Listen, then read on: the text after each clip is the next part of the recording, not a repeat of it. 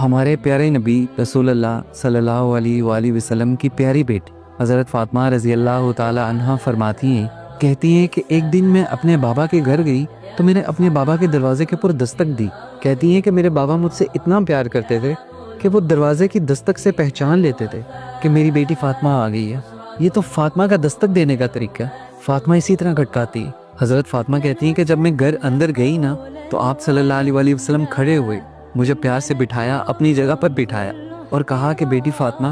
تم مجھ سے اس دنیا کی ساری دولت لینا چاہتی ہو نا تو لے لو، مجھ سے اس دنیا میں تم جو خواہش کرو گی میں تمہاری وہ خواہش پوری کروں گا، لیکن آخرت کے دن میں تمہاری مدد نہیں کر سکتا، آخرت کے دن اللہ کے سامنے میں تمہارا مقدمہ نہیں لڑ سکتا۔ میری پیاری بیٹی فاطمہ، آخرت کے دن صرف اور صرف تمہارے اعمال ہی ہیں جو تمہارے کام آئیں گے۔ یعنی کہ آپ صلی اللہ علیہ وآلہ وسلم اپنی بیٹی، جان سے پیاری بیٹی حضرت فاطمہ، جو کہ جنت کی عورتوں کی سردار ہیں، ان کی لیڈر ہیں، جنت کی تمام پاک عورتوں میں سے سب سے پاک ہیں، ان سے کہہ رہے ہیں کہ فاطمہ، آخرت کے دن میں تمہارے کام نہیں آؤں گا، تمہارے اعمال ہی ہیں جو تمہارے کام آئیں گے۔ تو پھر آخرت کے دن کیا ہوگا؟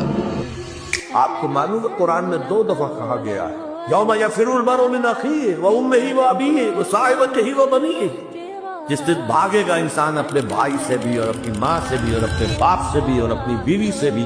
اور اپنی اولاد سے بھی۔ کیوں؟ نفسی نفسی نفسی نفسی نفسی نفسی، مجھے بچا لیا، مجھے بچا لیا، میری اولاد کو جھونک دو، میرے ماں باپ کو جھونک دو، میری بیوی کو جھونک دو، بیوی کہے کہ میرے شوہر کو جھونک دو، مجھے یہی نفسی نفسی دنیا میں رہے آپ کی، مجھے اپنے آپ کو بچانا ہے سب سے پہلے۔